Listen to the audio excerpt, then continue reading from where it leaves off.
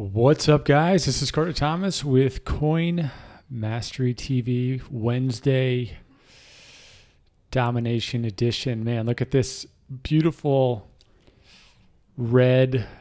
Just, there's the saying, you take the stairs up and the elevator down in markets. Well, we took the escalator, but it sure was the elevator down. Now, the good news is, we are definitely hitting some level of support right now, and I feel pretty confident about that. Today, what we're going to talk about is what went down, what we learned from this, how to prepare for this potentially in the future, or what to do next, that type of stuff.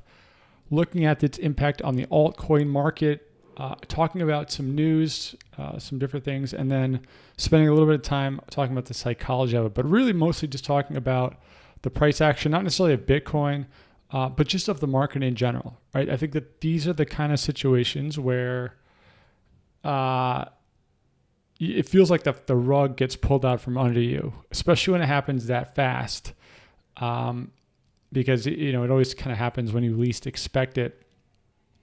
Kind of a funny side note, over the last few weeks or so, I've gone back and watched a lot of the videos that I did when I was first starting this channel. And for any of you who've been watching, awesome. And thanks so much for subscribing and being a part of this.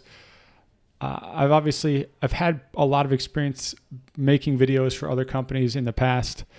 And it's just so funny to go and watch yourself. One, because I've learned a lot more and I think I've gotten better at what I do here. But more importantly, I was watching what it was like when we were getting to 8, 9, 10,000 on the way up.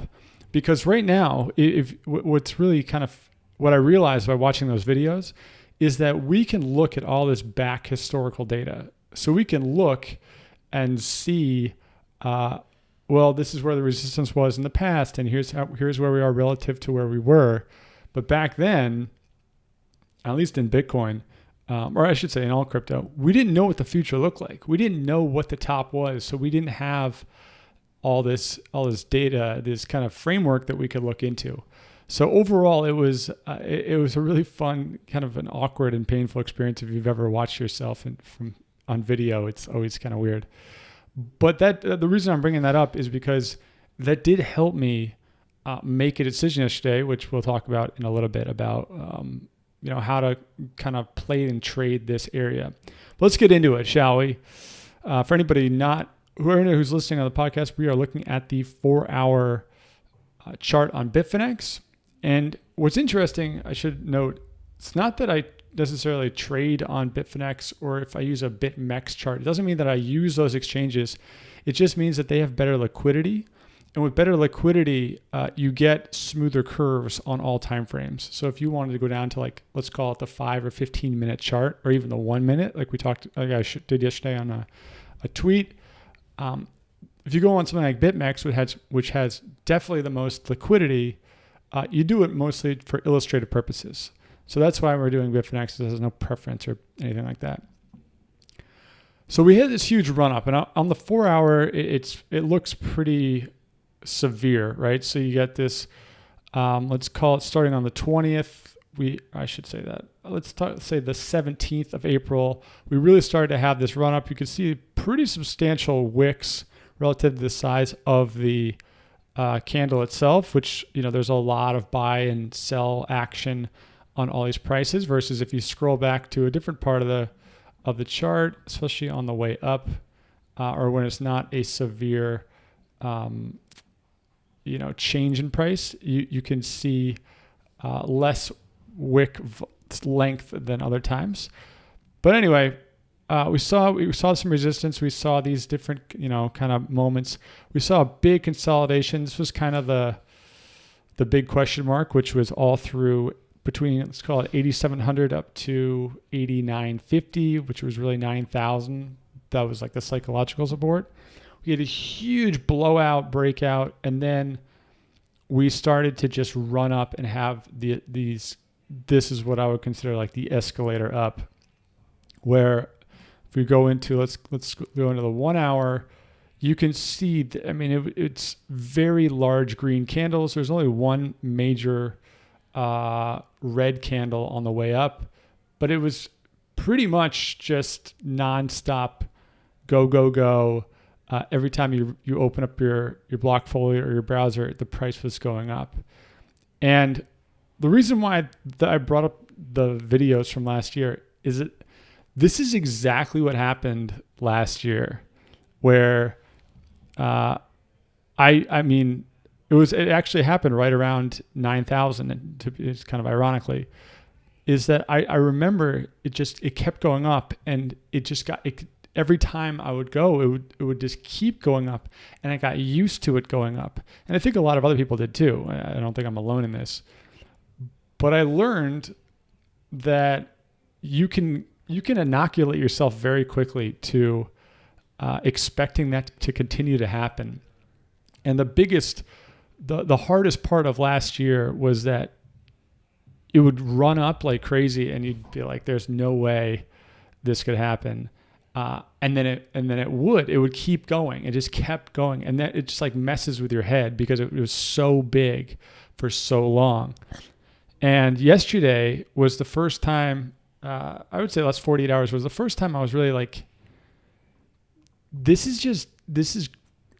it keeps going up in a big way. The percent, like the amount, the volume, the dollar amounts kept going up.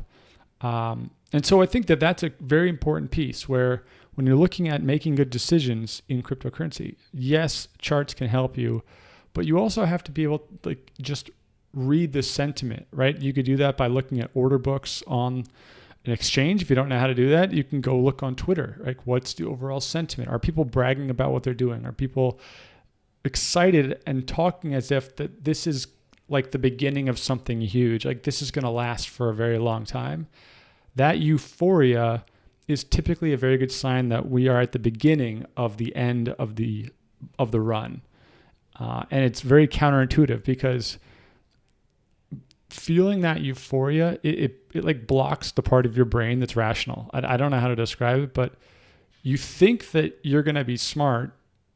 And then when you feel it, you somehow justify that you're not going to be smart. That's why having decision systems, writing everything down, having a plan, that's why it's so important. Not because I like to do boring things or anyone likes to do boring stuff, but because you actually can't physically make good decisions when you're in the heat of the moment. And that's why you need to have a plan. And it can change really quickly, especially in crypto.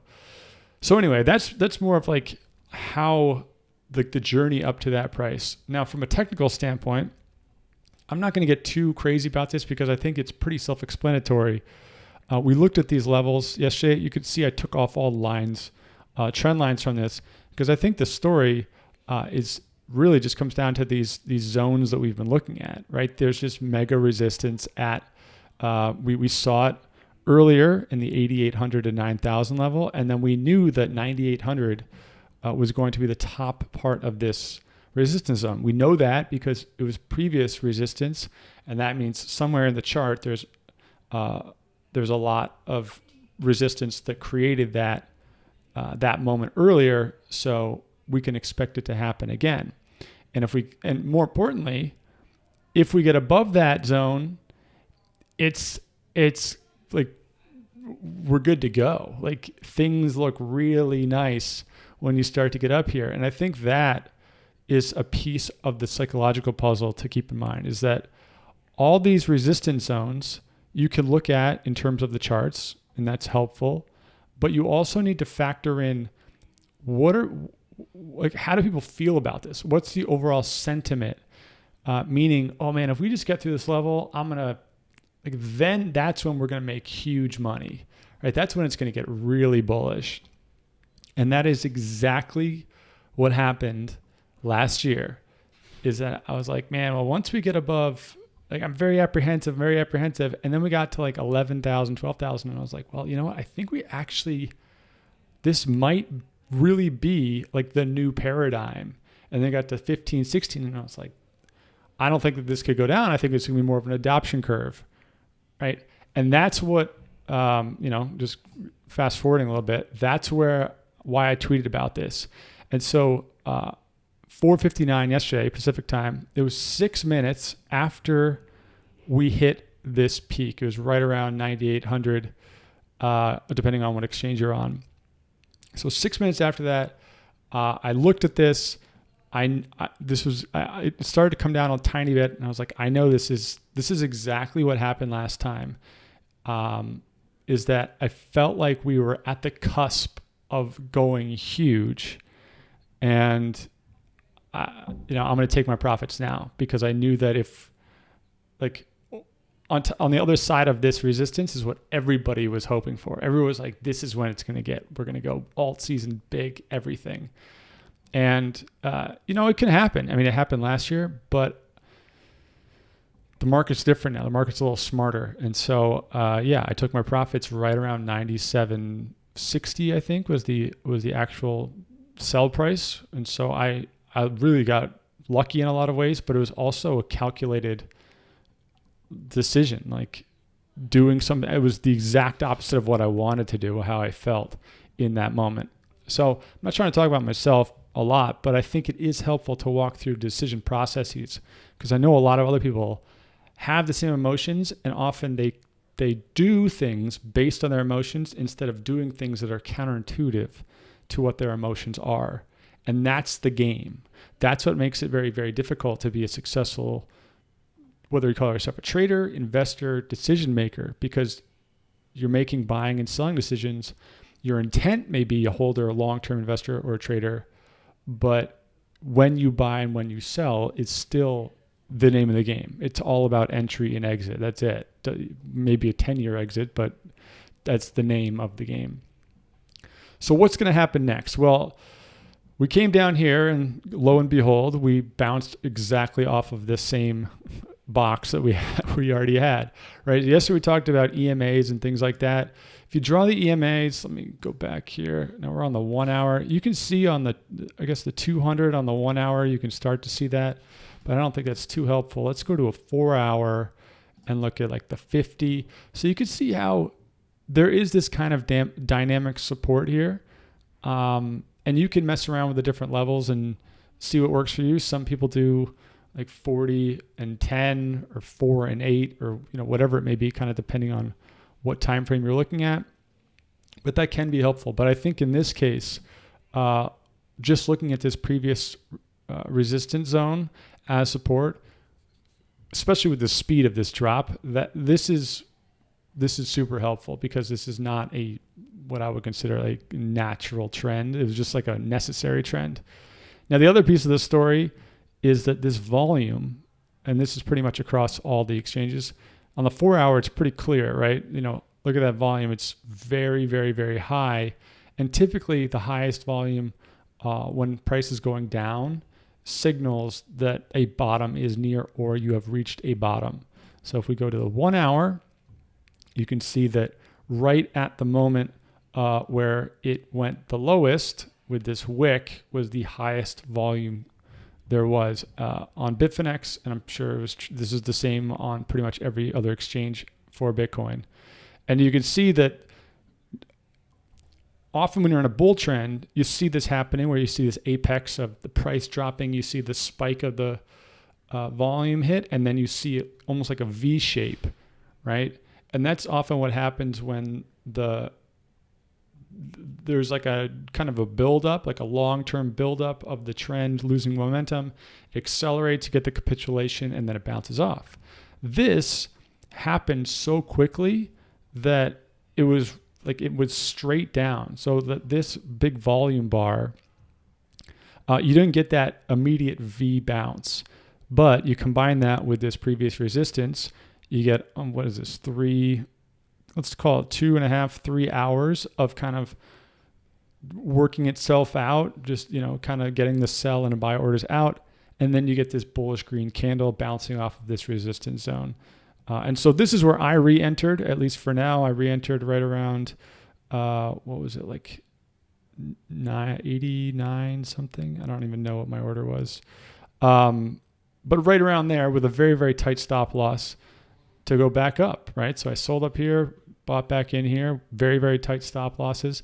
And I think it's really important to notice, yes, this is a trading move, but I have like a big holding thing, right? Like I've got hardware wallets all over the place and they're all locked up. Like I'm not going to touch that for a very, very long time. And then I have a allocation of capital, risk capital, that I use for trading like this. And this is how this is what I practice on, and this is what I do to, drive income and learn and get better.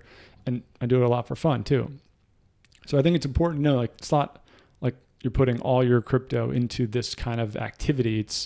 You can separate it so that you're always hedging yourself, but also capitalizing on opportunities that you may not see.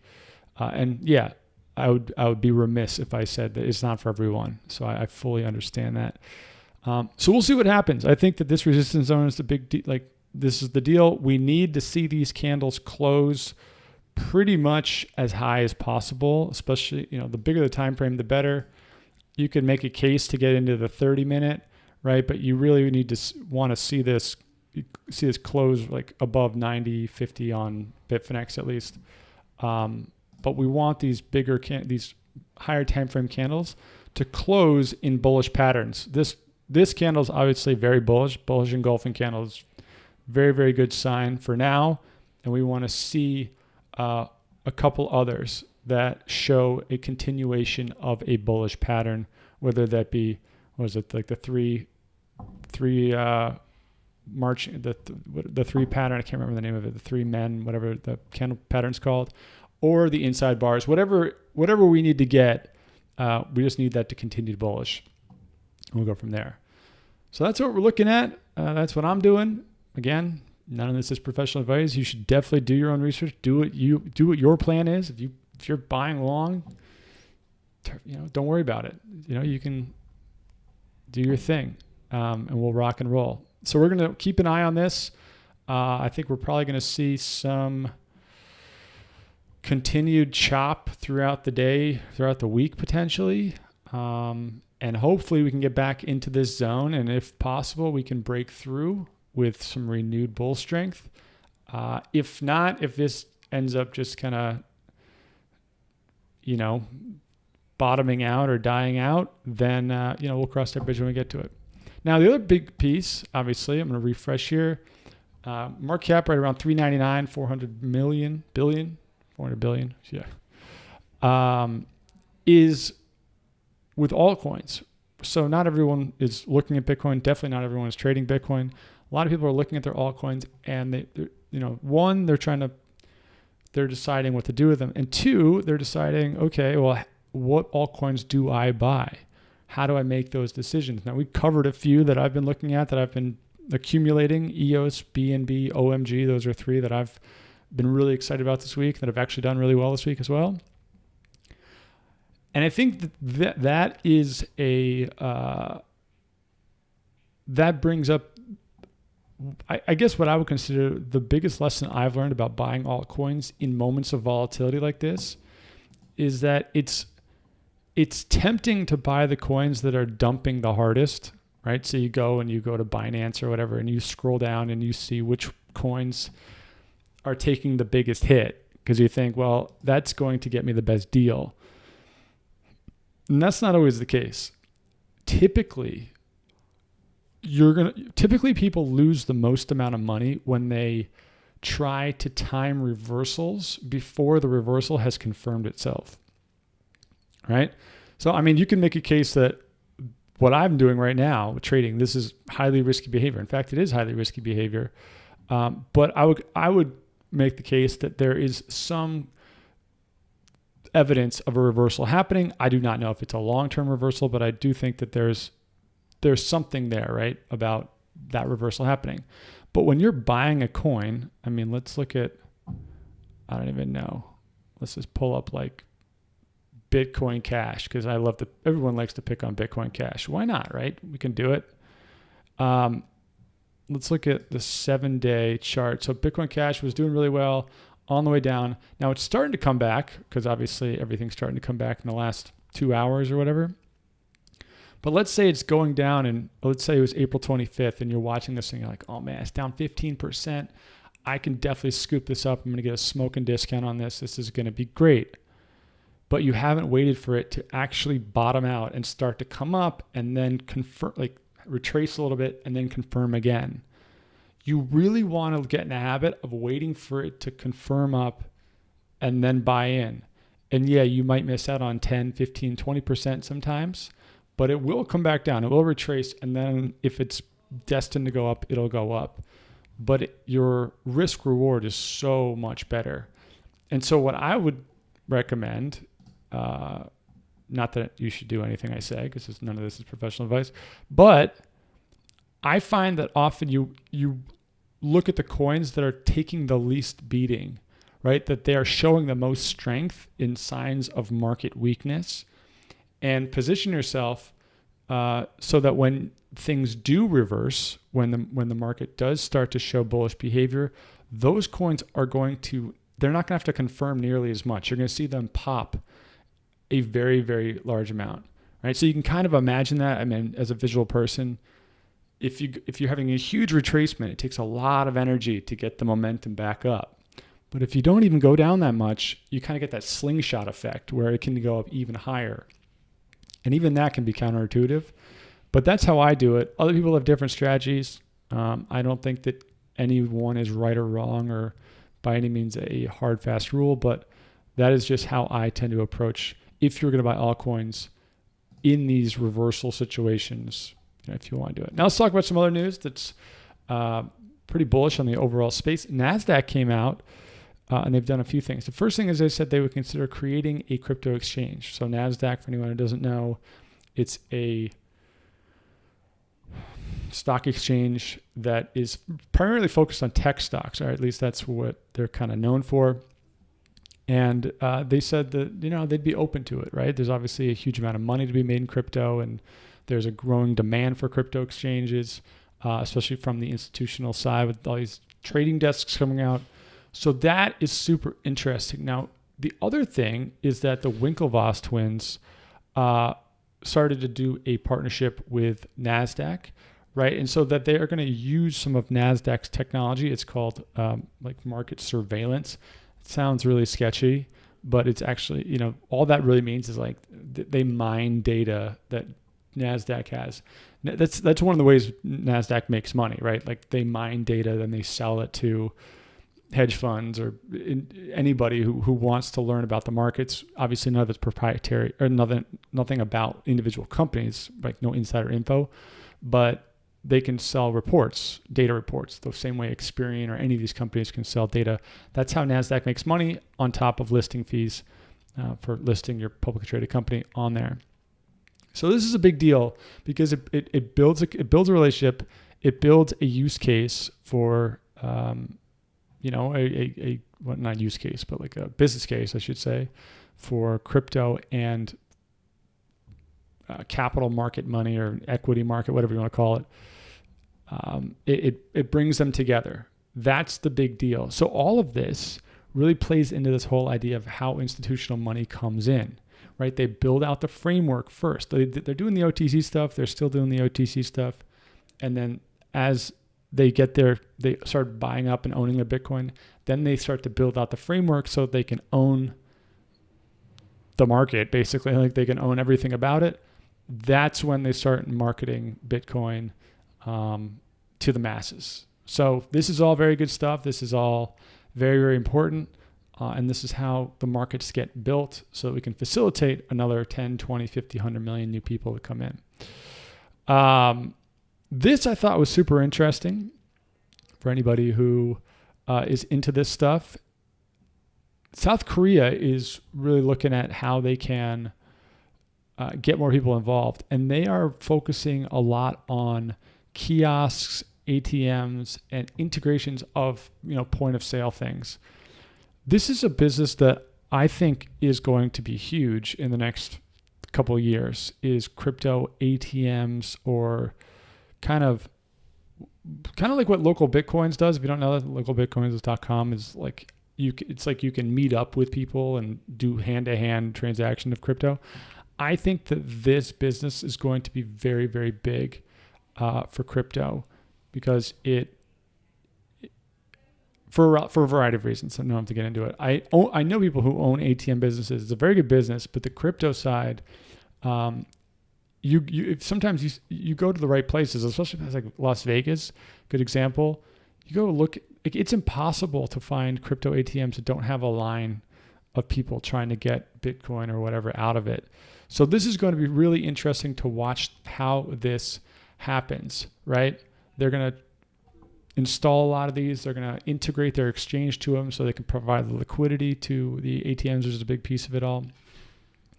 But watch for this sort of thing. So you see how this is all connected, right? So on the very, very, level that you probably care about, a lot of buying activity happening on Bitcoin last few weeks, right? Then you start to see the institutions creating relationships with the existing companies. Then you start to see them fusing together with business models that work to create revenue models to facilitate the marketplace growing. The next thing, which is I guarantee you're going to see in the next 6 months, once this stuff gets finalized and solidified so that the money's there, you are going to see things like this, which is when Snoop Dogg got hired to promote Ripple at an invite-only event in New York City. Now, this is obviously kind of a what do you call it? Like a more of a promotion thing. I don't know how to describe it, but the bigger piece is that you are going to see a lot of these coins start to find ways to market to the general population, right? I mean, if you may have seen this before, but Dash advertises on airplanes. You take a United flight, Dash is doing commercials on United. You're going to see more and more of, especially of the coins that are, I would say, let's call it established coins, but companies that have a good amount of money, and I should say a lot of money, and their biggest thing is they just need more people to know about it and to buy it and to use the currency. It's one thing to go and talk to YouTubers and people that are in the crypto space and try to get people to buy your crypto for speculative reasons, right? That's really what marketing is in crypto right now. But when you move out of it, you start to get into not just influencers or celebrities like Snoop Dogg, but how do brands, like if you think about something like Coca-Cola or McDonald's or anything like that, how would they advertise a new product? Things like radio, Facebook ads, billboards, TV, Super Bowl commercials, everything. You're going to start to see a lot of that, for better or for worse, right? Like some of you, I'm sure, are cringing to think about this sort of thing, but it's how the world works, how marketing, advertising works. But you won't see it go full-fledged until this framework is built. You also won't see it go full-fledged until the regulatory clarity comes down on all of these coins, because there's a lot of legal risk if you do it before you know what you're kind of getting yourself into. But you will see a lot of this. And so I think that this is important for anybody listening or watching this. It's always about the knee-jerk reaction and then asking yourself, wait a second, what's really going on here? What's the real story? Knee-jerk reaction is like, oh, Snoop Dogg, cool, like whatever. But the real big picture, the actual macro implications of this are that coins need new ways to market. They need to see new advertising, and that can be a very good proxy at getting new people into the space. So you might not like it. It may look like a joke, but the more you see this, especially when you see this with different coins, you're going to see a lot of coins that do this the best are going to be the ones that survive. I mean, look, first of all, Tron is a great example of that. The guy, Justin, he's just an awesome promoter. That's really what he did incredibly well with Tron. And for anybody who loves Tron, this is not a dig on Tron. I'm not saying that or whatever, but it's just, that's what he did really well. He knows how to get people hyped up. He's like, I'm going to give you an announcement of an announcement of an announcement tomorrow, but then I'm going to tell you when the actual time is. Like, he's just great at that. And so you see that, you see that sort of thing happening. And you're going to see coins who are just really, really good at doing this sort of thing, rising to the top. I mean, AOL, right? If you look at the 90s and you look at the companies that really did the best, I'm not talking long term. I'm not talking 20 years, but in the 90s, AOL, I would say, was probably one of, if not the biggest success from IPO to, I guess you could say, to sale, but really before the sale happened, which is when they really peaked. But they IPO'd, I think it was an IPO of maybe, let's call it 70 million, and they went up to tens of billions of dollars. I mean, IPO, like you could go buy that on the stock exchange, public, and it still did 100x. I don't know if those numbers are exact, but it was huge. Microsoft had a similar one, but it took them way longer. Same with Apple. AOL was really the kind of thing. Why did that happen? Not because it was the best product, not because it did anything spectacularly well. In fact, it wasn't even like the most innovative or well-run company in many ways. I mean, Steve Case, great genius, great guy. I'm sure I'm not taking anything away from him. But what they did is they were the best marketers. Remember those CDs you would get? And it's like, 30 free days of using AOL or whatever it was. Like they figured this out. They did this before anybody else the right way. They got in every home in America. They won the internet thing. So keep this in mind. I don't know if Ripple's going to do this well, but the fact that they are doing it is interesting. Something I would watch. Like, I mean, on this webpage right now, Dash is running ads, which I'm sure they're running everywhere. So interesting stuff, especially somebody from the marketing background. Yeah. Okay, so lastly, I kind of touched on this. So I tweeted about this. Remember last time Bitcoin felt unstoppable, blah, blah, blah. And it did. Got a lot of engagement. But here's what was really interesting. I tweeted this because, as you guys know, I don't necessarily come out and say, here's the conclusion. Like, here's what you should do now. I'm not really into the whole, here's the price, go buy it, X, Y, Z, do it. I think that's kind of lazy in a lot of ways. So I like to, put ideas out there and let people draw their own conclusions from it. So I put this out right as it was peaking. And then, 12 hours later, or maybe it's 18 hours later, I was reading through all the comments and all the responses and some great stuff in there. But I thought that the psychology was really interesting. And so what I wrote this morning, interesting psychology in the responses, most immediately think about December, but didn't see it. This was tweeted 6 minutes after 9,800. We dropped over 10% in the next 12 hours.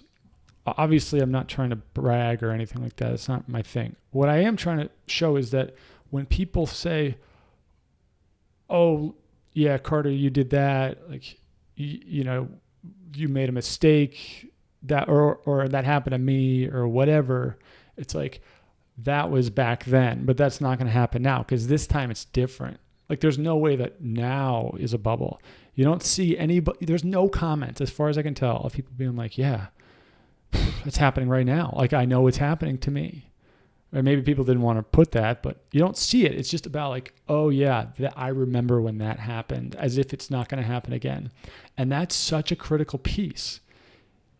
Like, that's not going to go away. The obviously the severity of it is going to go away, and the nature of it all, maybe even the time frame of it. But don't assume that because we went through a big run up and a big drawdown, I use the word crash. Let's call it correction. I know that people like to get really technical about definitions. This sort of stuff is going to keep happening.